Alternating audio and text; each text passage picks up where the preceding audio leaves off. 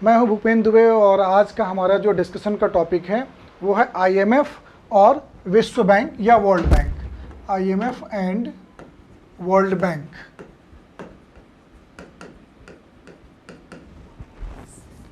हिंदी में इसको अंतर्राष्ट्रीय मौद्रिक कोष कहा जाता है और इसको विश्व बैंक कहते हैं।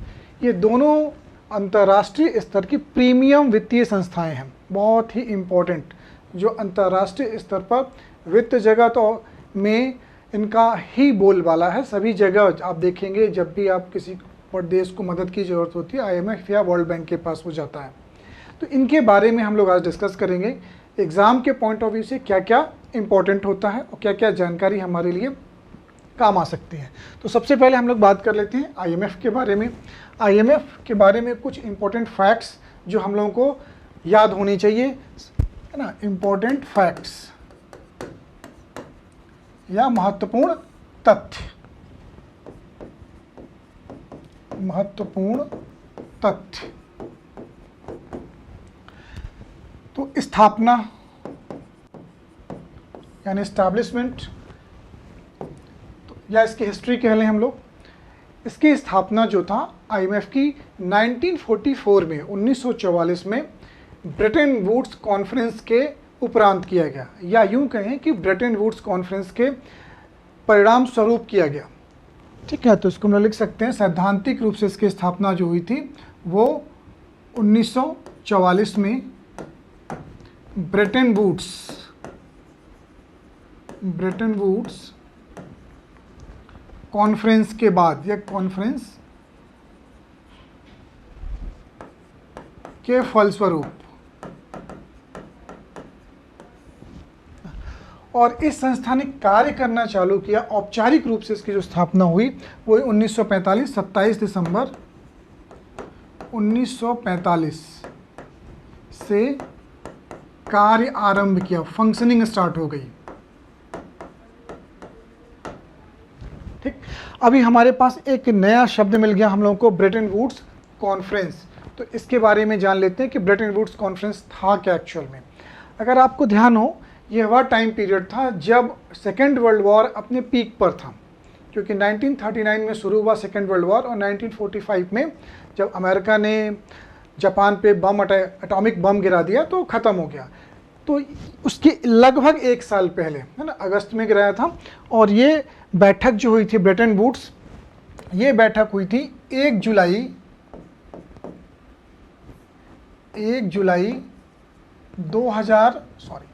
जुलाई से लेकर के 22 जुलाई 1944 तक। अमेरिका में एक शहर है न्यू हैम्पशायर। कौन सा? New Hampshire. वहाँ पे एक छोटी सी जगह है ब्रेटन वुड्स, है ना।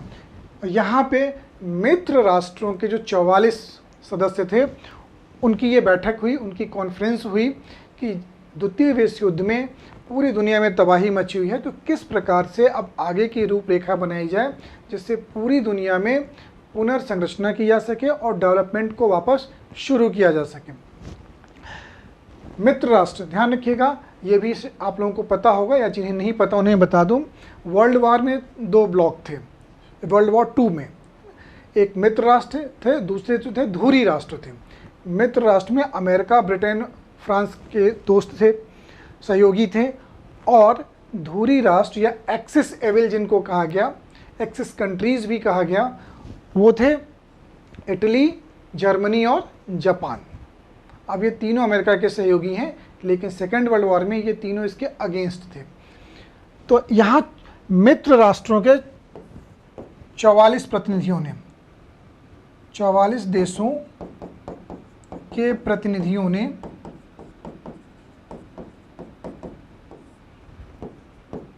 आईएमएफ और एक और संस्था के निर्माण पर सहमति जताई, जिसको कहा गया आईबीआरडी, है ना। पढ़ेंगे वर्ल्ड बैंक के अंतर्गत इसको। अंतर्राष्ट्रीय मुद्रा कोष और IBRD, international bank for reconstruction and development की स्थापना के लिए सहमति जताई और ये कहा कि ये 2 संस्थाएं जो होंगी, जो पूरी दुनिया में अभी तबाही मची है उसको ठीक करना यानी उसकी पुनर्संरचना और उसके निर्माण में महत्वपूर्ण भूमिका निभाएंगी, फाइनेंसिंग का काम करेंगी। और इसी बैठक के फलस्वरूप 27 दिसंबर 1945 से इन दोनों संस्थाओं ने कार्य करना चालू कर दिया। तो ये एक बैकग्राउंड है किसका, आईएमएफ और आईबीआरडी का। आईएमएफ का जो जन्म हुआ वो ब्रेटन वुड्स कॉन्फ्रेंस के फलस्वरूप हुआ, और आईएमएफ के साथ साथ आईबीआरडी का भी जन्म हुआ। आईबीआरडी का पूरा नाम जो हम लोग वर्ल्ड बैंक पढ़ेंगे, अभी मैंने बताया आपको कि international bank for reconstruction and development, है ना। और इन दोनों को इसीलिए एक शब्द यूज किया जाता है बोलचाल की भाषा में, Bretton Woods twins. Bretton Woods के जुड़वा हैं, दोनों एक ही कॉन्फ्रेंस से उत्पन्न हुए, इसलिए इनको ब्रेटन वुड्स के जुड़वा कहा जाता है या जुड़वा संस्थाएं कहा जाता है। तो ये भी ध्यान रखिएगा, एग्जाम में पूछ लिया जाता है एग्जाम्स में कि किन दो संस्थाओं को जुड़वा माना जाता है, जुड़वा कहा जाता है, ट्विंस कहा जाता है। तो इन्हें ट्विंस कहते हैं क्योंकि दोनों का जो जन्म है वो ब्रेटन वुड्स कॉन्फ्रेंस के फलस्वरूप हुआ, है ना। ब्रेटन वुड्स कॉन्फ्रेंस में ये निर्णय लिया गया। हो सकता है यही पूछ लिया जाए कि आपको ये इन्फॉर्मेशन दे दी जाए कि ब्रेटन वुड्स कॉन्फ्रेंस के फलस्वरूप आईएमएफ का जन्म हुआ, आईएमएफ की स्थापना की गई, और ये पूछ लिया जाए ब्रेटन वुड्स किस शहर में है, किस देश में है। तो ये क्या है, अमेरिका के न्यू हैम्पशायर में एक जगह है। न्यू हैम्पशायर अमेरिका की एक सिटी है। और इन दोनों संस्थाओं की संरचना और निर्माण में दो महत्वपूर्ण अर्थशास्त्रियों ने योगदान दिया था। मे भी ये भी पूछा जा सकता, अभी कहीं पूछा नहीं गया है। तो ध्यान रखिएगा, इस ब्रेटन वुड्स कॉन्फ्रेंस में अमेरिका की तरफ से लीड कर रहे थे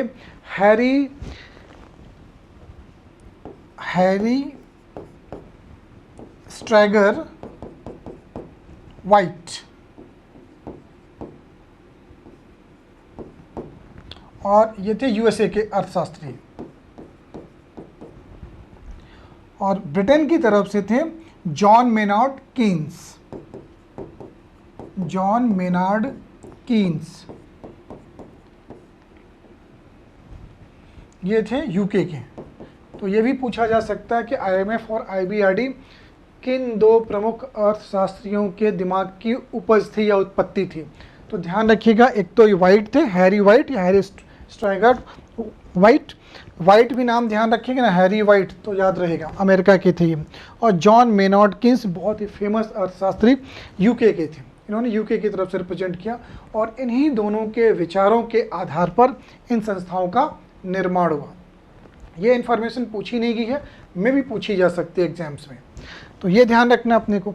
ये अपने को डेट्स मिल गई, ठीक है। चलिए, स्थापना हो गई।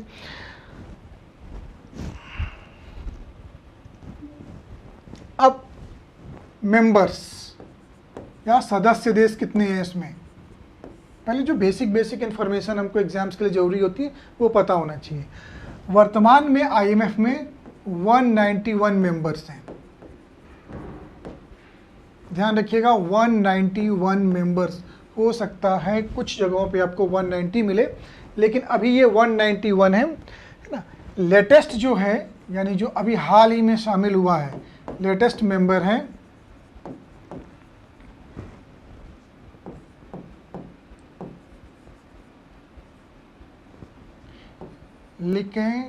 लिकेनस्टेइन, इसको कहते हैं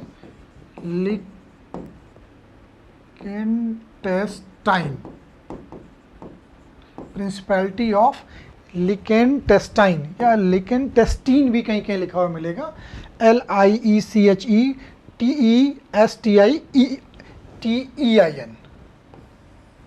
तो इसको शामिल किया गया है 21 अक्टूबर 2024 को। ये नया मेंबर है। तो ये भी पूछा जा सकता है कि अभी हाल ही में कौन सा देश या कौन सा मेंबर आईएमएफ में शामिल हुआ है, आईएमएफ को ज्वाइन किया है। तो ध्यान रखिएगा, वो है लिकेनस्टेइन या लिकेनस्टेइन।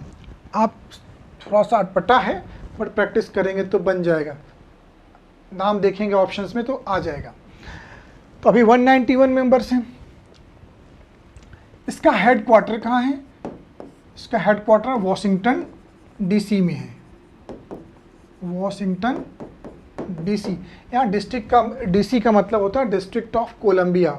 इसके क्षेत्राधिकार में के अंतर्गत डिस्ट्रिक्ट ऑफ कोलंबिया को भी इंक्लूड किया गया है। ये कैपिटल है, हम लोग जानते हैं यूएसए की, है ना, ये यूएसए की कैपिटल है। तो हेडक्वार्टर जो है आईएमएफ और आईबीआरडी दोनों का जो है वो वॉशिंगटन में भी है। एक बात और ध्यान रखिएगा कि जो आईएमएफ के कर्मचारी हैं और आईबीआरडी के दोनों कर्मचारी जो होते हैं एक दूसरे के लिए काम करते हैं। इनका हेडक्वार्टर एक ही बिल्डिंग में है ना, इसलिए भी ये ट्विंस कहलाते हैं। न केवल इनका जन्म हुआ बल्कि ये संसाधनों का भी शेयरिंग करते हैं।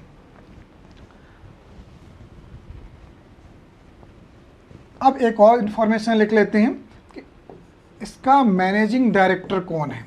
इसका जो मुखिया होता है वो मैनेजिंग डायरेक्टर होता है ना, प्रबंध निर्देशक जिसको बोलते हैं, प्रबंध निदेशक।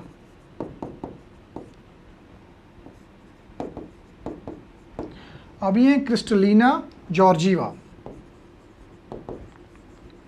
क्रिस्टलिना जिएवा,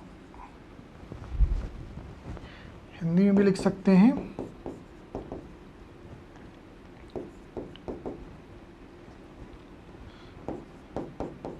जीवा। अक्सर ये वनडे एग्जाम से पूछ लिए जाते हैं, है ना, प्रीलिम्स के लिए भी ये इम्पोर्टेंट है। अब जो हम लोगों को आना चाहिए वो है उद्देश्य क्या है इसका, है ना, किस उद्देश्य से इसको स्थापित किया गया था। तो आईएमएफ का उद्देश्य, या इसको बेहतर हम लोग ऐसे लिख लेते हैं, आईएमएफ का उद्देश्य। देखिए इसका एक उद्देश्य है मौद्रिक सहयोग,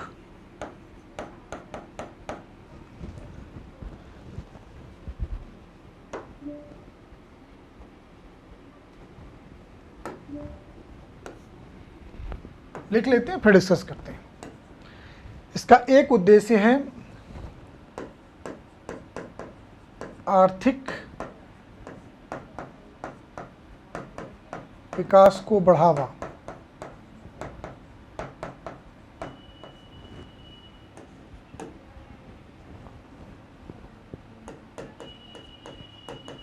गरीबी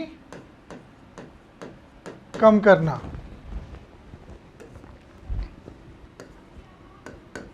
अंतर्राष्ट्रीय व्यापार को सुगम बनाना,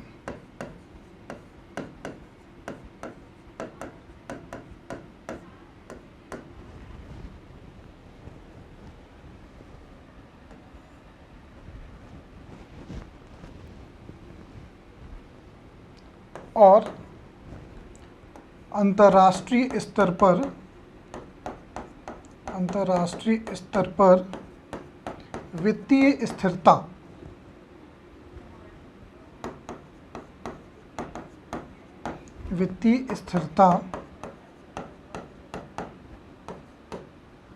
को बनाए रखना।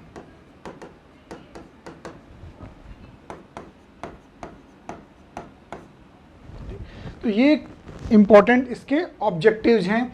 इन उद्देश्यों के लिए आईएमएफ जो है वो कार्य करता है। अब इसको मेंटेन करने के लिए क्या कार्य करता है वो भी हम लोग डिस्कस करते हैं वन बाय वन। देखिए मौद्रिक सहयोग, यानी कि जब मुद्रा, खासतौर से मुद्रा ट्रांजैक्शन, जब किसी देश के पास मुद्रा की कमी हो तो उसको हेल्प करेगा, वो किस कंडीशन में करेगा अभी डिस्कस करते हैं। आर्थिक विकास, अगर मुद्रा का नहीं है किसी देश के पास इन्वेस्टमेंट के लिए, काम करने के लिए, व्यापार बढ़ाने के लिए, प्रोडक्शन के लिए, तो आर्थिक विकास नहीं हो सकता। और आर्थिक विकास जब होगा तो गरीबी अपने आप कम हो जाएगी, है ना। अंतर्राष्ट्रीय स्तर पर व्यापार आसान होगा तो विकास अपने आप संभव हो जाएगा। तो ये सारे जो उसके उद्देश्य एक दूसरे से जुड़े हैं। कुल मिलाकर अगर एक लाइन में बात करें तो मौद्रिक सहयोग के माध्यम से अंतर्राष्ट्रीय स्तर पर वित्तीय स्थिरता को बनाए रखना, या अंतर्राष्ट्रीय वित्तीय जो प्रणाली जो है उसमें किसी तरह का व्यवधान न उत्पन्न हो, ये इस बात की निगरानी करता है। और जब भी इसको जोखिम लगता है तो ये सलाह देता है संबंधित देशों को, और जो हेल्प होता है वो प्रोवाइड करता है फाइनेंस के रूप में। तो ये इसका ऑब्जेक्टिव है। अब हम लोग बात कर लेते हैं इसके कार्य की।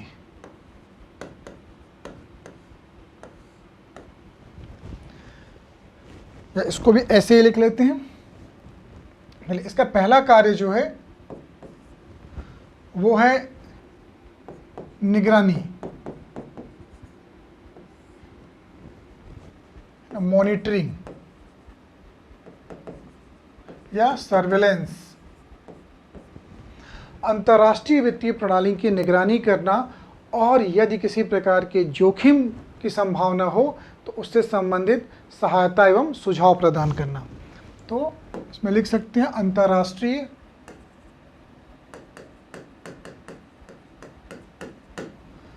वित्तीय प्रणाली की निगरानी एवं जोखिम की स्थिति में यानी रिस्क की स्थिति में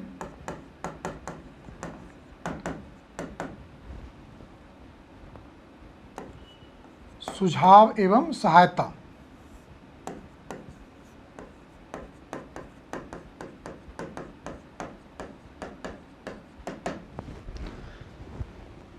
दूसरा महत्वपूर्ण कार्य है ऋण देना।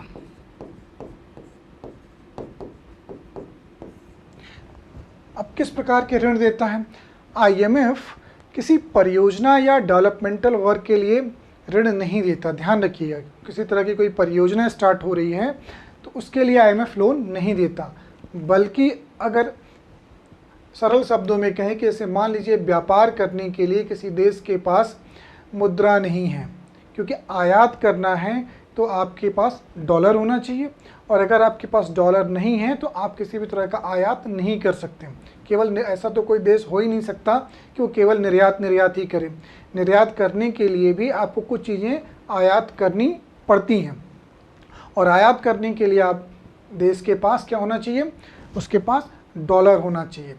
और इन केस अगर डॉलर नहीं है तो वह देश आयात नहीं कर पाएगा, व्यापार नहीं कर पाएगा, और इस परिस्थिति में उसकी भुगतान संतुलन जो होगा वो डिस्टर्ब हो जाएगा, उसके लिए समस्या खड़ी हो जाएगी। तो इसका जो मुख्य कार्य है, ध्यान रखिएगा, भुगतान संतुलन में आने वाली समस्याओं को दूर करने के लिए शॉर्ट टर्म लोन देना, ये महत्वपूर्ण है। अभी हम लोग डिस्कस करते हैं कि भुगतान संतुलन क्या होता है।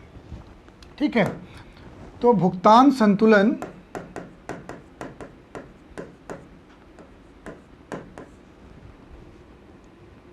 में समस्या उत्पन्न होने पर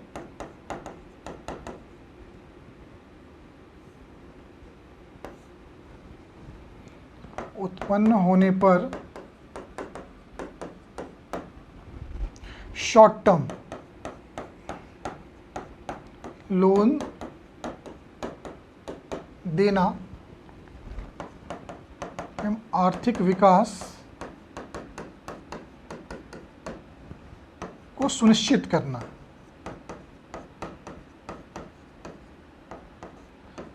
इसका मतलब ये है कि आप उस पैसे का इस्तेमाल जो है प्रोडक्शन में करेंगे, आर्थिक विकास के लिए करेंगे, ना कि किन्हीं और कार्यों के लिए करेंगे।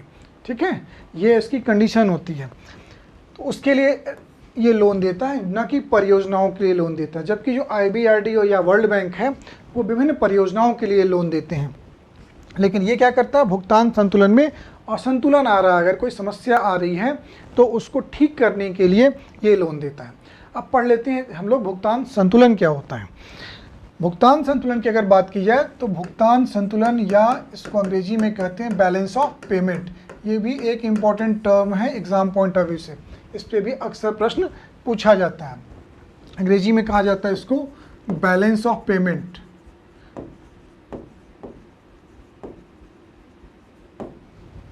ठीक, ध्यान से सुनिए। भुगतान संतुलन से तात्पर्य है एक देश के द्वारा अन्य देशों के साथ जो आर्थिक लेन देन होता है, जो फाइनेंशियल ट्रांजैक्शंस होते हैं विद इन अ ईयर, उसे उस देश का भुगतान संतुलन कहा जाता है। एक वर्ष के अंदर किसी देश के द्वारा विश्व के अन्य देशों के साथ जो फाइनेंशियल ट्रांजैक्शंस होते हैं वो उस देश का भुगतान संतुलन कहलाते हैं। यानी कितना पैसा देश में आया और कितना पैसा देश से बाहर गया, इसकी रिकॉर्डिंग ही भुगतान संतुलन कहलाती है। ठीक है, तो उसे हम कहेंगे कि ये भुगतान, जैसे इंडिया का भुगतान संतुलन, यानी एक वर्ष में इंडिया से कितना पैसा बाहर जाता है और इंडिया में कितना पैसा अंदर आता है। ये जो रिकॉर्ड्स हैं, इसका जो लेखा जोखा, ये भुगतान संतुलन कहलाएगा। डेफिनेशन में हम लोग लिख सकते हैं, एक वर्ष के भीतर किसी देश द्वारा अन्य देशों के साथ किए गए वित्तीय लेन देन का ब्यौरा है, का विवरण या ब्यौरा है। ठीक है, यानी बैलेंस ऑफ पेमेंट को हम लोग डिफाइन कर सकते हैं, it is a statement of financial transaction between a country and rest of the world in a year. अगर हम लोग को और थोड़ा समझना है तो हम लोग ऐसे समझ सकते हैं, देखिए एक तो ट्रेड होता है, जैसे मान लीजिए किसी देश से एक्सपोर्ट हुआ, एक अमाउंट होगा यहाँ पे ना, एक्सपोर्ट करेंगे तो पैसा आएगा। अगर हम लोग पैसा आएगा इधर लिख लेते हैं, इसके अलावा और कहाँ से पैसा आ सकता है ना, रेमिटांसेस से पैसा आ सकता है। रेमिटांसेस यानी प्रेषण, धन प्रेषण, यानी किसी देश के जो नागरिक दूसरे देशों में रहते हैं और अपने घरों को पैसा देते हैं तो वो भी पैसा भी तो आता है उस देश में। जैसे भारत के जो नागरिक हैं यूएसए या यूके में रह रहे हैं या अन्य देशों में रह रहे हैं, वो जो भी कमाई करते हैं उसका एक हिस्सा या कुछ बचत अपनी इंडिया भेजते हैं अपने परिवार वालों के लिए, तो वो भी इंडिया में आ रहा है, तो उसको रेमिटांसेस कहते हैं। इसके अलावा और अनरिक्विटेड अमाउंट्स भी आते हैं। अनरिक्विटेड अमाउंट, अनरिक्विटेड अमाउंट वह अमाउंट होता है जिसके बदले कोई सेवा या वस्तु हमको नहीं बेचना पड़ता। फॉर एग्ज़ाम्पल, अगर मान लीजिए भारत के किसी व्यक्ति को कोई अंतर्राष्ट्रीय पुरस्कार मिल जाता है ना, नोबेल प्राइज़ मिल गया, बुकर अवार्ड मिल गया, तो उसकी जो धनराशि है वो भारत में आएगी, उसके बदले में उस व्यक्ति ने कुछ भी एक्सपोर्ट नहीं किया है। तो ऐसा धन की प्राप्ति जिसके बदले में किसी तरह का व्यापार, एक्सपोर्ट या इंपोर्ट नहीं किया जाता, ना तो कोई वस्तु देनी पड़ती है ना तो कोई सेवा करनी पड़ती है, उसको कहा जाता है अनरिक्विटेड अमाउंट। तो रिसीव्ड होगा इधर। इसी तरह इधर अगर हम लोग देखें, इंपोर्ट का एक अमाउंट होगा जो पैसा देश से बाहर जाएगा। यहाँ से भी कुछ विदेशी अगर रह रहे हैं तो रेमिटांसेस जो यहाँ से जाएंगे वो बाहर जा रहा है। यहाँ से भी अनरिक्विटेड अमाउंट होगा, मान लीजिए भारत देश ने किसी को कोई प्राइज़ दे दिया किसी दूसरे देश के नागरिक को, तो वो यहाँ से पैसा बाहर गया। अब इन दोनों साइड्स को बैलेंस करना होता है। अगर ये वाला साइड जो देश से बाहर जा रहा है देश में आने वाली धनराशि से बड़ा हो गया तो बैलेंस ऑफ पेमेंट क्या हो जाएगा, इम्बैलेंस क्रिएट हो जाएगा। और उसी इम्बैलेंस को पूरा करने के लिए आईएमएफ के द्वारा फिर लोन लेना पड़ता है। आईएमएफ द्वारा लोन दिया जाता है और कंट्री लोन लेती हैं, क्योंकि अगर मान लीजिए पैसा नहीं है तो फिर देश आगे इंपोर्ट कैसे करेगा, प्रोडक्शन कैसे करेगा, डेवलपमेंटल एक्टिविटीज़ कैसे करेगा। तो ध्यान रखिए ये बैलेंस ऑफ पेमेंट होता है, इसको इसलिए समझाया मैंने ताकि आप इस चीज़ को जो लिखा हुआ है आप इसको समझ लें। केवल एक्सपोर्ट इंपोर्ट नहीं होता है बैलेंस ऑफ पेमेंट में, बल्कि बैलेंस ऑफ पेमेंट जो एक ब्रॉडर टर्म है जिसके अंतर्गत एक्सपोर्ट इंपोर्ट का डिफरेंस, अनरिक्विटेड अमाउंट का डिफरेंस, रेमिटांसेस, ये सब इंक्लूड किए जाते हैं, ध्यान रखिएगा। जबकि एक्सपोर्ट इंपोर्ट का जो डिफरेंस है वो बैलेंस ऑफ ट्रेड कहलाता है। ये ध्यान रखिए कि बैलेंस ऑफ ट्रेड का मतलब होता है एक्सपोर्ट माइनस इंपोर्ट। तो अगर एक्सपोर्ट ज़्यादा है तो बैलेंस ऑफ ट्रेड क्या होगा, सरप्लस में आएगा। अगर इंपोर्ट ज़्यादा है तो बैलेंस ऑफ ट्रेड नेगेटिव आएगा, है ना, डेफिसिट होगा। वैसे बैलेंस ऑफ पेमेंट भी जो है अगर ये वाला अमाउंट बड़ा हो जाए, आने वाला पैसा जो भारत देश में पैसा ज़्यादा आ रहा है तो बैलेंस ऑफ पेमेंट क्या होगा, सरप्लस हो जाएगा। और मान लीजिए देश से ज़्यादा पैसा जा रहा है तो बैलेंस ऑफ पेमेंट क्या हो जाएगा, डेफिसिट में चला जाएगा। भारत का बैलेंस ऑफ पेमेंट समझ सकते हैं कि पॉजिटिव नहीं है क्योंकि अपने यहाँ इम्पोर्ट ज़्यादा है। तो ठीक है, एक्सपोर्ट इंपोर्ट का मैंने बता दिया आपको कि बैलेंस ऑफ ट्रेड कहते हैं। केवल एक्सपोर्ट माइनस इंपोर्ट आप लिखेंगे तो ये कहलाता है BOT, balance of trade. Export import में भी क्या होता है, सर्विसेज और गुड्स अलग अलग होते हैं, इससे भी एक टर्म एग्जाम में पूछा जाता है ना। एक इनविजिबल ट्रेड क्या होता है, इसको पूछा जाता है। तो याद रखिएगा, सर्विसेज का जो व्यापार होता है उसको इनविजिबल ट्रेड कहते हैं, है ना। तो बैलेंस ऑफ अगर इसमें हम निकालना चाहें तो export of goods minus import of goods, तो विजिबल ट्रेड का बैलेंस निकलेगा। और जब export of services minus import of services करेंगे, क्या करेंगे, export of services minus import of services, तो ये निकलेगा बैलेंस ऑफ इनविजिबल ट्रेड। तो ये भी पूछा जाता है कि इनविजिबल ट्रेड होता क्या है। तो ध्यान रखिएगा, एक टर्म है जो डिनोट करता है इसको, सेवाओं के व्यापार को, ट्रेड ऑफ सर्विसेज। अब क्यों मैंने इसको आपको बताया था, क्योंकि भुगतान संतुलन को आप समझ लें। आईएमएफ का जो मेन रोल है वो भुगतान संतुलन को संतुलित करने के लिए है, ना कि किसी परियोजना को के लिए लोन देने के लिए। और वो सुनिश्चित करता है कि किसी भी देश का भुगतान संतुलन ज़्यादा खराब ना हो, क्योंकि भुगतान संतुलन खराब होने का मतलब है कि वह देश जो होगा आयात किए जाने वाले वस्तु के लिए पेमेंट नहीं कर पाएगा, या अपनी लाइबिलिटीज़ जो होंगे उसको पूरा नहीं कर पाएगा। ठीक है, इसमें और भी आइटम्स आते हैं आने जाने के, जैसे कि किसी को लोन दिया गया, किसी देश ने दे रखा है, उसमें ब्याज उसको मिलेगा, इधर आएगा। लोन लिया हुआ है तो ब्याज जाएगा, वो इधर आएगा। तो ये एक समझने के लिए मैंने आपको सिर्फ ये बताया। कुल समझना ये था कि बैलेंस ऑफ पेमेंट को संतुलित रखने के लिए आईएमएफ क्या करता है, लोन देता है। ये उसका मुख्य कार्य है, और इसी के माध्यम से वो आर्थिक विकास और अंतर्राष्ट्रीय स्तर पर वित्तीय स्थिरता को बनाए रखता है। इसके अलावा आईएमएफ दक्षता, कैपेसिटी बिल्डिंग, थर्ड की बात करें हम लोग उसकी वर्क की, तो कैपेसिटी बिल्डिंग का कार्य करता है। हिंदी में कहेंगे दक्षता निर्माण, दक्षता निर्माण का कार्य करता है। कैसे, थ्रू ट्रेनिंग, है ना, प्रशिक्षण एवं तकनीकी सहायता के माध्यम से।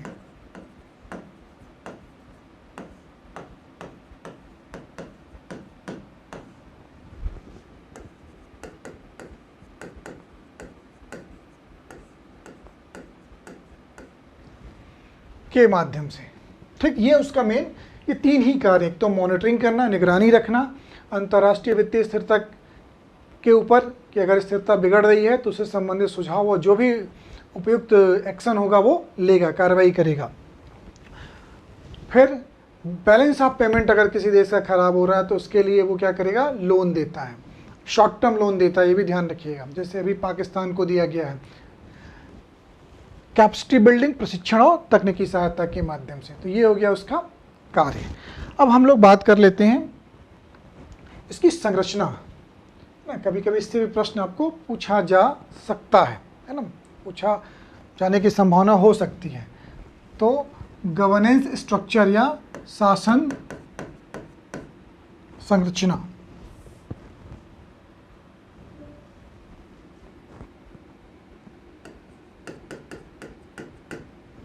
आईएमएफ की शासन संरचना, गवर्नेंस स्ट्रक्चर ऑफ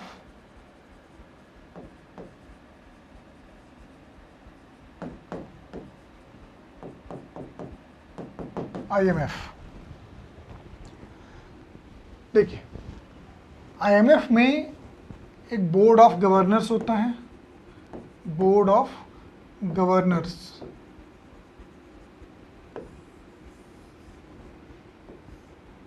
इनसे नीचे एक executive board,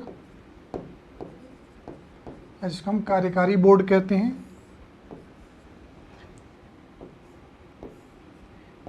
MD and deputy MD,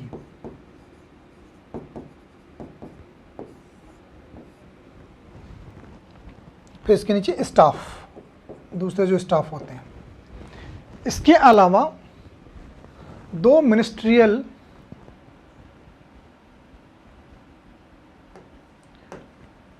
to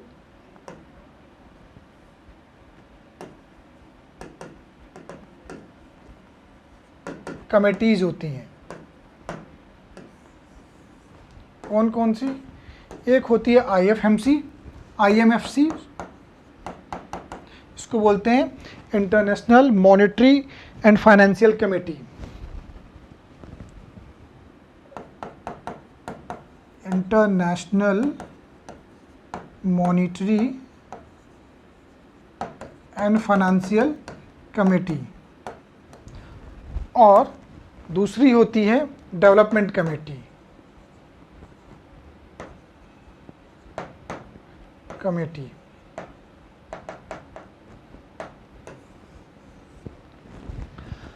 board of governors जो होते हैं सभी सदस्य देशों के द्वारा एक एक जो उनके प्रतिनिधि होते हैं वो यहाँ पे होते हैं।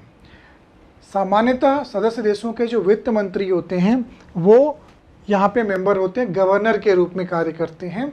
और एक अल्टरनेट या वैकल्पिक गवर्नर की नियुक्ति भी की जाती है। वो सामान्यतः सदस्य देश के सेंट्रल बैंक के गवर्नर होते हैं। जैसे भारत के केस में भारत के वित्त मंत्री जो हैं वो बोर्ड ऑफ गवर्नर्स में IMF में एक गवर्नर की भूमिका निभाते हैं। और रिजर्व बैंक ऑफ इंडिया के जो गवर्नर हैं वो अल्टरनेट गवर्नर होते हैं वहाँ पे। अगर फाइनेंस मिनिस्टर नहीं जा पाएंगे तो कौन जाएगा? रिजर्व बैंक ऑफ इंडिया के गवर्नर जाएंगे। तो सदस्य देशों के द्वारा अभी जैसे 191 मेंबर्स इसमें आ जाएंगे, क्योंकि 191 कंट्रीज इसकी मेंबर हैं। बोर्ड ऑफ गवर्नर्स जो होता है ये मेनली सारे जो अधिकार हैं वो इस बोर्ड ऑफ गवर्नर्स के पास हैं। जैसे SDR का आवंटन, अभी हम लोग बात करते हैं SDR के बारे में। सदस्यता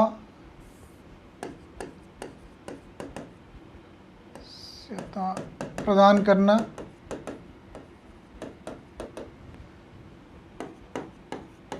सदस्यता खत्म करना, किसी देश की समाप्त करना,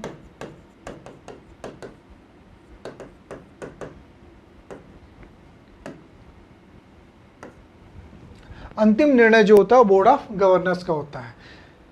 तो अगर पूछा जाए IMF की सबसे महत्वपूर्ण या सबसे पावरफुल जो बॉडी है वो कौन सी है, तो बोर्ड ऑफ गवर्नर्स होते हैं। अंतिम निर्णय जो होता है बोर्ड ऑफ गवर्नर्स के द्वारा लिया जाता है, लेकिन ये साल में एक बार में मिलते हैं। तो डे टू डे फंक्शनिंग के लिए इन लोगों ने क्या किया है, अपने जो वर्क है उसको डेलीगेट कर दिया है, हस्तांतरित कर दिया है किसको? एग्जीक्यूटिव बोर्ड को। इन्होंने डेलीगेट किया है पावर्स को, डेलीगेटेड पावर्स किसको? एग्जीक्यूटिव बोर्ड को, कार्यकारी बोर्ड को। और इस कार्यकारी बोर्ड जो है, ये कार्यकारी बोर्ड जो है, इसमें कौन मेंबर होते हैं? बोर्ड ऑफ गवर्नर्स के द्वारा ही इनको सेलेक्ट किया जाता है।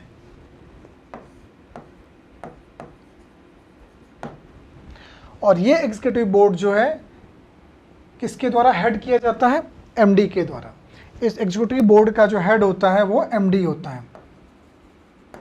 चेयर्स कौन चेयर्स करता है? MD, मैनेजिंग डायरेक्टर या प्रबंध निदेशक, है ना। और इसी के द्वारा जो है ये इसका सिलेक्शन भी होता है या इलेक्शन के अपॉइंट किया जाता है MD, एग्जीक्यूटिव बोर्ड के द्वारा। MD की हेल्प के लिए डिफरेंट टाइम से डेप्टी MDs रखे जाते हैं। जब जैसे अभी अगर हम लोग देखें तो 4 डेप्टी MD हैं, और उनमें से एक जो है फर्स्ट डेप्टी MD वो इंडियन मूल के, कौन? गीता गोपीनाथ। तो में भी पूछा जा सकता है ना फर्स्ट। बाकियों के नाम आपको याद रखने की जरूरत नहीं, क्योंकि वो इंडियंस नहीं है। एग्जाम में हमेशा इंडियंस अगर किसी बड़े पद पे हैं तो वो जानना जरूरी है कंपटीशन देने वालों के लिए। तो गीता गोपीनाथ जो हैं, गीता गोपीनाथ ये फर्स्ट डेप्यूटी MD हैं, इसमें IMF में वर्तमान में है। और MD के बारे में हम लोगों ने लिख लिया है, कौन है? Kristalina Georgieva. अभी कौन है? क्रिस्टलिना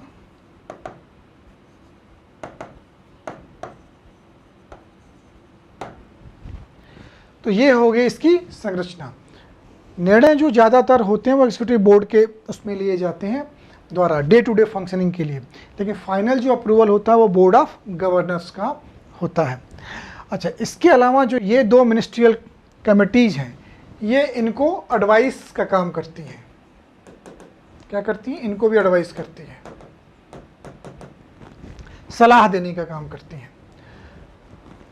IMFC जो है, या international monetary and financial committee जो है, ये अंतर्राष्ट्रीय स्तर की वित्तीय प्रणाली से संबंधित मुद्दों पे चर्चा करती है और उससे संबंधित सुझाव देती है। किससे संबंधित? अंतर्राष्ट्रीय वित्तीय प्रणाली से, इंटरनेशनल फाइनेंशियल सिस्टम। और डेवलपमेंट कमेटी जो है, ये डेवलपिंग कंट्रीज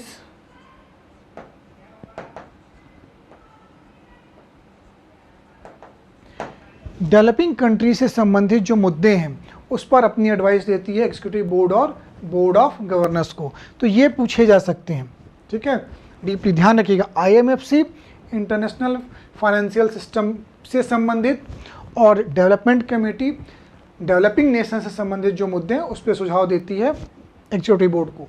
दोनों में 25-25 मेंबर्स होते हैं, ध्यान रखिए, दोनों में 25 मेंबर्स होते हैं, इसमें भी 25 मेंबर्स। ये नंबर भी इम्पोर्टेंट है। बोर्ड ऑफ गवर्नर्स की संख्या 191, क्योंकि प्रत्येक सदस्य देश से जो है एक व्यक्ति जो है यहाँ पे नामित होता है, नॉमिनेटेड होता है उस कंट्री के द्वारा। ठीक, तो ये है उसकी संरचना, किसकी? IMF की। अब IMF से संबंधित की किस प्रकार से वहाँ पे कार्य होता है। IMF ने अपने सदस्य देशों को, एक कोटा सिस्टम है वहाँ पे। क्या है? Quota system. इसको समझ लेते हैं। प्रत्येक देश को कोटा दिया गया है और इसी कोटा सिस्टम के आधार पर उसको वोटिंग राइट्स मिलते हैं। इसी कोटा सिस्टम के आधार पर उसको लोन मिलता है, या वो IMF के निर्णयों को प्रभावित कर सकता है। जिस देश का कोटा ज़्यादा, वो उसका प्रभुत्व IMF में ज़्यादा है। जैसे अमेरिका के पास सबसे ज़्यादा कोटा 17.43% है, तो सबसे ज़्यादा वहाँ पे उसकी हेजीमनी है, उसका प्रभुत्व है, उसी की चलती है। जिन देशों के पास कम है उनकी कम चलती है वहाँ पे। तो ये कोटा सिस्टम जो होता है, प्रत्येक देश को कुछ वोटिंग राइट्स दिए जाते हैं। तो इसको लिख लेते हैं, प्रत्येक देश को सदस्यता के बदले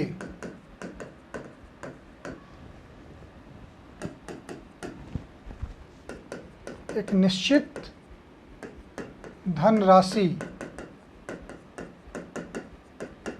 का योगदान देना होता है ना। इसके लिए उसके आधार पर उसको कोटा मिलता है, और कोटा का जो फॉर्मूला है या कोटा का जो वेटेज है वो 4 फैक्टर्स पे निर्भर करता है। यानी किसी देश को कितना कोटा मिलेगा ये 4 कारकों पर निर्भर करता है। ये 4 कारकों पे उनका वेटेड किया, उनके भारित है। इसको समझेंगे कि 4 चीज़ें ही कोटा सिस्टम को प्रभावित करती हैं। क्या क्या? देश की GDP, इसका जो वेटेज है वो 50% है। यानी GDP का जो है 50% भार होता है कोटा में, वेटेज दिया जाता है 50% का। जैसे कहते हैं ना, किसी एग्जाम में मान लो कि प्रीलिम से 50% लिया गया और इंटरव्यू से 50% लिया गया मार्क्स को, तो वेटेज दोनों का उस तरह से आधा आधा हो गया। तो उसी तरह से कोटा में, किसी देश को कोटा देते वक्त ये फॉर्मूला है कि GDP का 50% लिया जाएगा, उसकी वित्तीय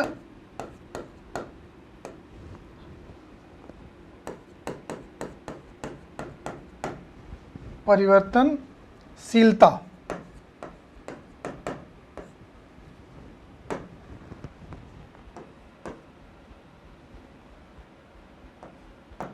%30, रिजर्व 5%,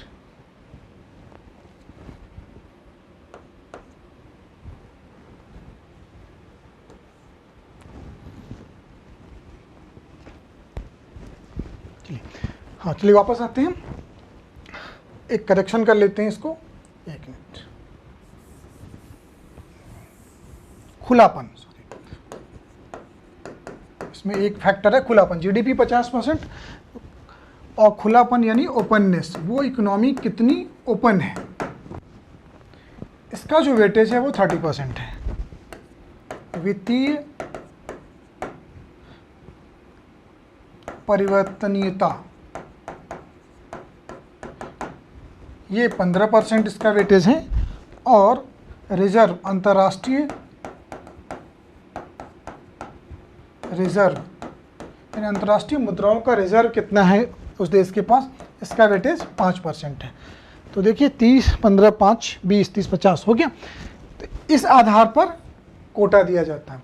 तो ये भी हो सकता है कभी एग्ज़ाम में बहुत डीप में जाके अगर पेपर सेट किया जाता है तो पूछा जा सकता है कि सबसे अधिक महत्व किसी देश को कि किस बात को दिया जाता है, किस फैक्टर को दिया जाता है कोटा निर्धारण के सिस्टम में। तो जीडीपी को ध्यान रखिएगा 50%। या जोड़ियाँ बनाने के लिए आ सकता है, और डिफ़िकल्ट बनाना हुआ अगर यूपीएससी को तो जोड़ियाँ बना देगा। तो अगर आपने इसको याद नहीं रखा है तो ये नहीं बनेगा, या गलत हो जाएगा, और इसके आधार पर देश को कोटा मिलता है। आईएमएफ से जुड़ा हुआ एक सिस्टम है एसडीआर सिस्टम, या इसको हिंदी में कहते हैं विशेष आहरण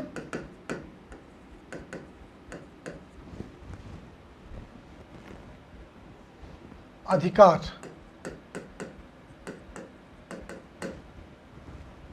प्रणाली, अंग्रेजी में special drawing rights, special drawing rights. ये इंपॉर्टेंट है, बहुत पूछा जाता है एग्जाम्स में। देखिए ये एक प्रकार का अंतर्राष्ट्रीय रिजर्व संपत्ति है। ये वास्तव में करेंसी नहीं है, लेकिन आईएमएफ के द्वारा सदस्य देशों के योगदान के बदले उनको वो एसडीआर प्रोवाइड करता है। इसको इंट्रोड्यूस किया गया था 1969 में, है ना, इंट्रोड्यूस्ड इन 1969, बट इम्प्लीमेंट हुआ ये 1971 से, क्योंकि 69 में वीटो किया गया था रसिया के द्वारा ना, इम्प्लीमेंटेड इन 1971। तो ये भी ध्यान रखिएगा, इससे जो डेवलपमेंट है एसडीआर से संबंधित। एसडीआर उस टाइम पे एक एसडीआर की जो वैल्यू रखी गई थी वो रखी गई थी $1।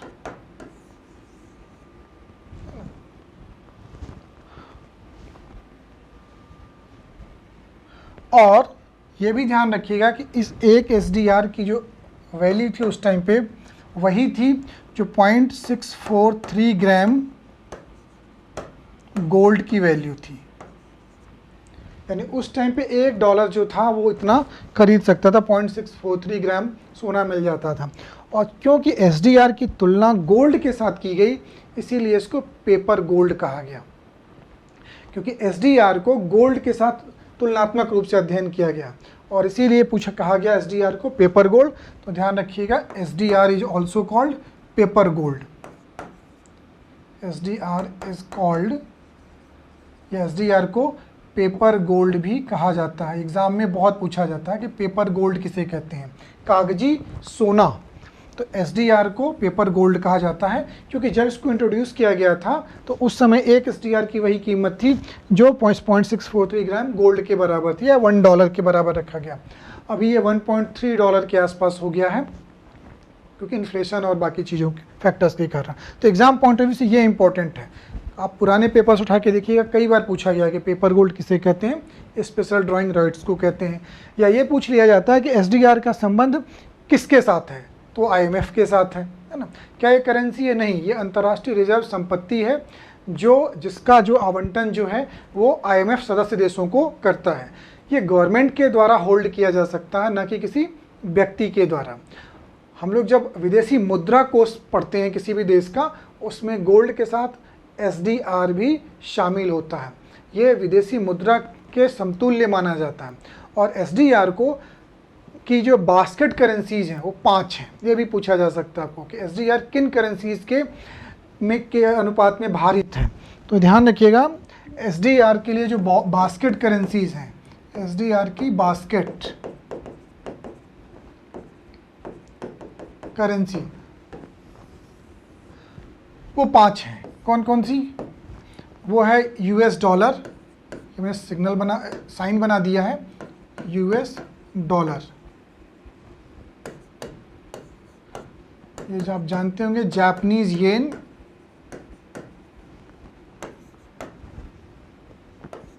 ये यूरो,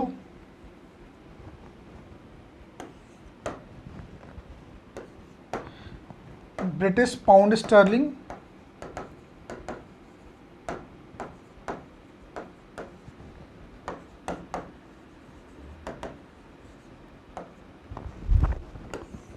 और 2016 से, अक्टूबर 2016 से चाइनीज रेनमिनबी को भी इंक्लूड किया गया है।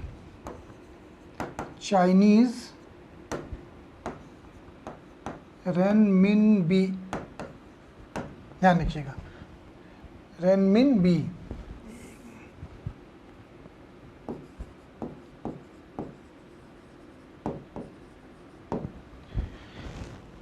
पहले रेनमिनबी शामिल नहीं था, क्योंकि चाइना की बढ़ती हुई आर्थिक ताकत को देख करके इसको भी इंक्लूड किया गया। अर्थात कोई भी देश अपनी जो सहयोग राशि है वो इन 5 करेंसीज में जमा कर सकता है। ठीक है, इसका मतलब ये है कि इस SDR की ये बास्केट करेंसीज हैं, SDR इन करेंसीज में खरीदा जा सकता है। एक बात और ध्यान रखिएगा, प्रत्येक देश को 25% जो उसकी सहयोग धनराशि होती है वो इन करेंसीज में जमा करना होता है, और बाकी का जो रिमेनिंग है शेष अपनी मुद्रा में कर सकता है। तो ये भी ध्यान रखिएगा। वैसे ये ज़्यादा इंपॉर्टेंट नहीं है एग्जाम के पॉइंट ऑफ व्यू से, बट ये बास्केट करेंसीज का नाम जरूर पता होना चाहिए कि SDR की बास्केट करेंसी या बास्केट मुद्रा में कौन कौन शामिल है। प्रत्येक देश को IMF में सभी देशों को एक बराबर मात्रा में वोटिंग राइट्स मिलते हैं, जो वो सामान्यतः सदस्य बनता है। तो लेकिन अगर सदस्य देश चाहे तो वो एक्स्ट्रा SDR खरीद करके अगेन इन मुद्राओं के रूप से पे करेगा और SDR खरीद करके अपने वोटिंग राइट्स को बढ़ा सकता है। और 1 लाख SDR खरीदने पर, अगर हम लोग बात करें 1 लाख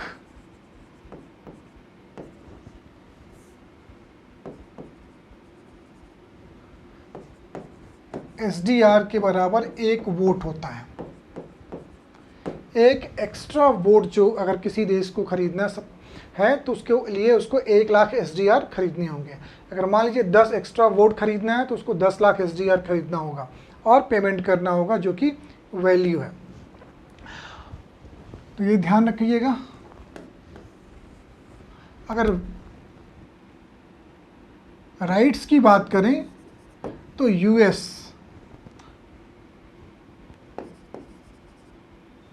यूएस के पास सबसे ज़्यादा 17.43% वोटिंग राइट्स हैं। इंडिया की बात करें तो इंडिया जो है, इंडिया का जो कोटा है ये इम्पोर्टेंट है, 2.75% है, जबकि जो वोटिंग राइट्स हैं इंडिया के पास वो 2.63% है टोटल का, 2.63%। ये डेटा इम्पोर्टेंट है, ये पूछा जा सकता है। इंडिया ने IMF से समय समय पर, हमेशा तो नहीं पर समय समय पर इंडिया ने भी IMF से फंड लिया है। जैसे आज़ादी के जस्ट बाद पार्टीशन हुआ तब, 1965 में पाकिस्तान वॉर के बाद, 1971 में पाकिस्तान वॉर के बाद लिया गया, और 1991 में जब क्राइसिस आया था अपने यहाँ, केवल 1-2 हफ्ते का अपने पास बचा हुआ था डॉलर पे करने के लिए, तो सोना गिरवी रख करके IMF में हम लोगों ने पैसा यानी कि डॉलर लिया था उससे, और 6 महीने के भीतर चुका करके अपना सोना जो हम लोगों ने वापस ले लिया था। तो बहुत कठोर शर्तों पे देता है, शॉर्ट टर्म के लिए देता है, तो ये ध्यान रखिएगा। आईएमएफ से संबंधित जानकारी में 3-4 चीज़ें अपने को जरूर एग्जाम में ध्यान रखनी है। उसकी स्थापना से संबंधित तथ्यों को, है ना, उसके जो मुखिया प्रबंध निदेशक कौन है, उसकी कार्यकारी जो बोर्ड है, उसकी जो समितियां हैं कितने सदस्य होते हैं, क्या वो काम करते हैं, और इसका जो मेन फंक्शन है बैलेंस ऑफ पेमेंट को ठीक करने के लिए पैसा देता है, ना कि किसी परियोजना के लिए या डेवलपमेंटल एक्टिविटीज़ के लिए देता है। राइट, तो ये सारी चीज़ें जो हैं अपने काम की हैं। चलिए, आईएमएफ हम लोगों का कंप्लीट होता है। अब हम लोग बात कर लेते हैं वर्ल्ड बैंक के बारे में। देखिए, जब हम लोग बात करते हैं world bank,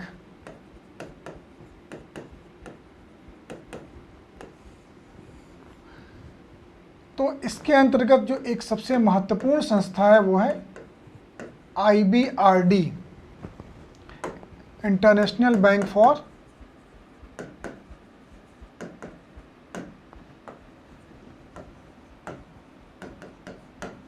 reconstruction and development.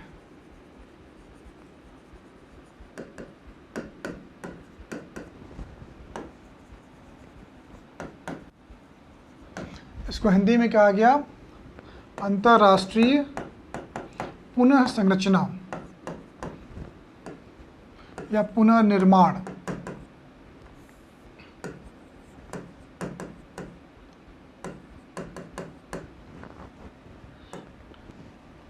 अंतर्राष्ट्रीय पुनर्निर्माण एवं विकास बैंक।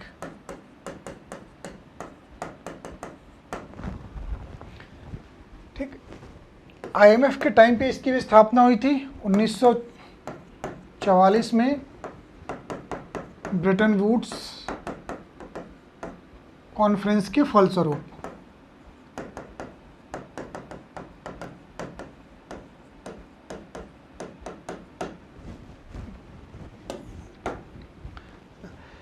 इसके सदस्यों की जो संख्या है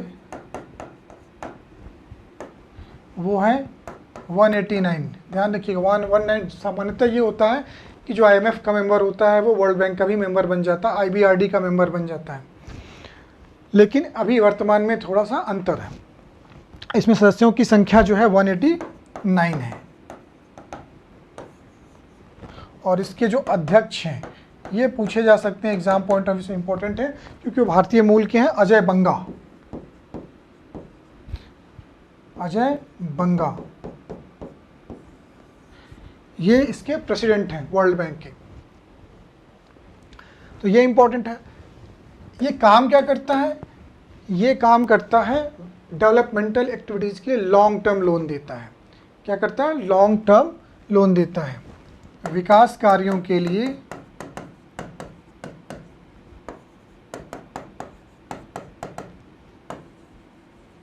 लॉन्ग टर्म लोन देता है।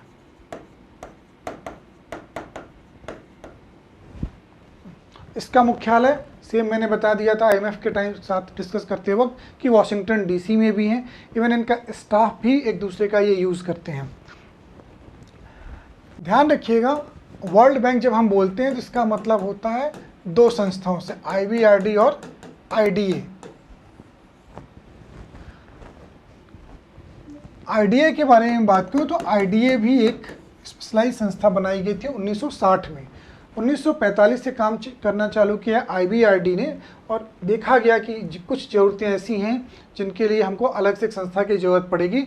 जैसे कि गरीब देशों की गरीबी मिटाने के लिए उनको अलग तरह की कंडीशंस पे लोन देने की आवश्यकता थी। तो 1960 में international development association, international development association की स्थापना हुई। इसको हिंदी में कहते हैं अंतर्राष्ट्रीय विकास संघ। अंतर्राष्ट्रीय विकास संघ हिंदी में कहते हैं। इसकी स्थापना हुई 1960 में। 1960 में। और ये जो है गरीब देशों को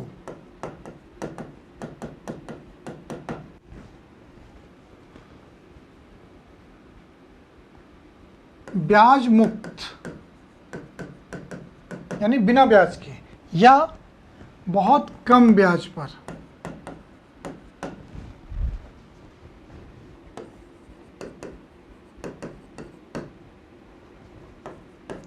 दीर्घकालिक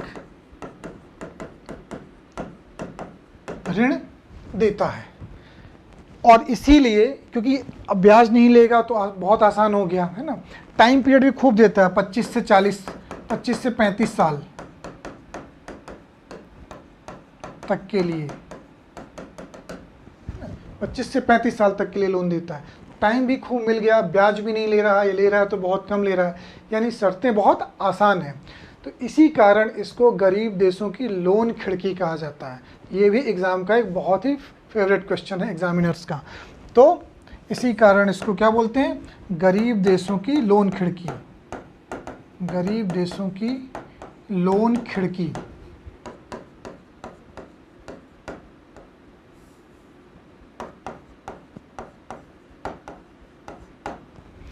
loan window of poor countries या लीस्ट डेवलपिंग कंट्रीज भी लिखा जाता है। गरीब वर्ड आजकल यूज़ नहीं किया जाता है, तो लीस्ट डेवलपिंग, कम विकासशील देश जो हैं उनके लिए लोन खिड़की बोला जाता है, क्योंकि यहाँ से ये आसान शर्तों पर लोन देता है। कभी प्रश्न आ सकता है आईडीए को गरीब देशों या विकासशील देशों की लोन खिड़की क्यों कहा जाता है, क्योंकि यह बहुत ही आसान शर्तों पर उन्हें लोन उपलब्ध कराता है, बहुत लंबे समय के लिए, 25 से 40 साल के लिए। इसीलिए इसको हम लोग क्या बोलते हैं, loan window of poor countries या loan window of least developing countries. Developing countries भी लिखता है तो सही है, आपको आईडीए ही सेलेक्ट करना है उसमें। एक चीज़ और ध्यान रखिएगा, इसकी हर साल ये मानक तय करता है, स्टैंडर्ड तय करता है कि किसको लोन दिया जाएगा।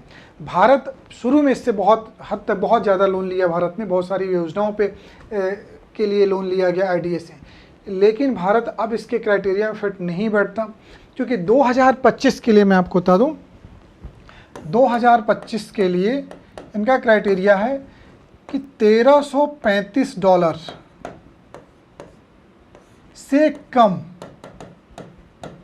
पर कैपिटा इनकम वाले देशों को ये लोन देंगे।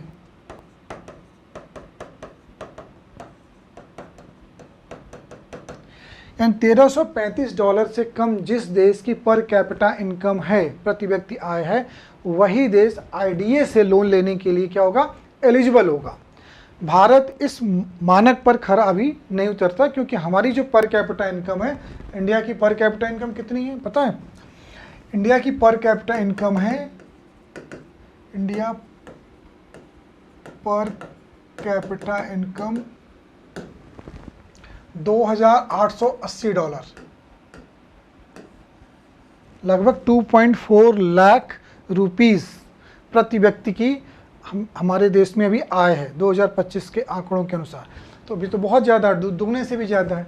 इसलिए भारत अब एलिजिबल नहीं है आईडीए से लोन लेने के लिए। तो ये ध्यान रखने की बातें हैं।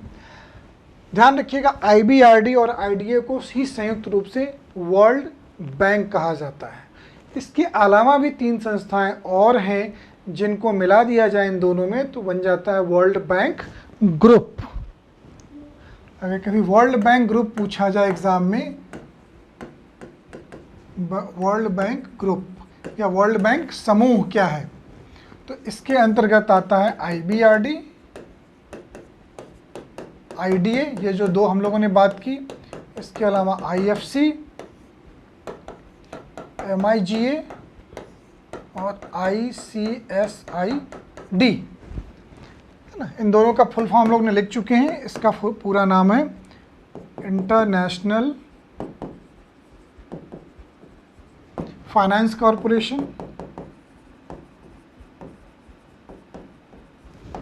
इसको बोलते हैं मल्टीलेटरल इन्वेस्टमेंट गारंटी एजेंसी।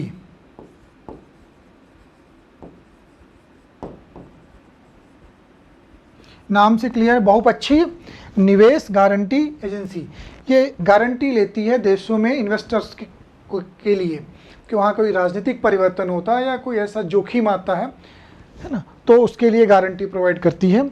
और ICSID यानी international centre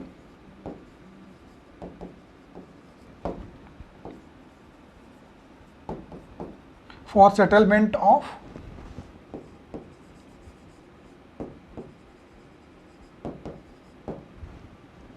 investment disputes.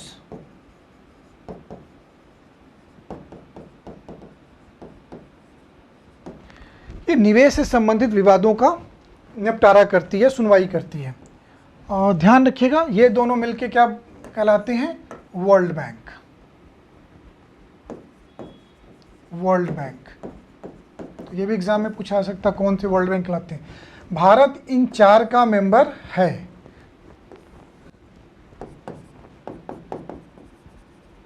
India is a member of these 4।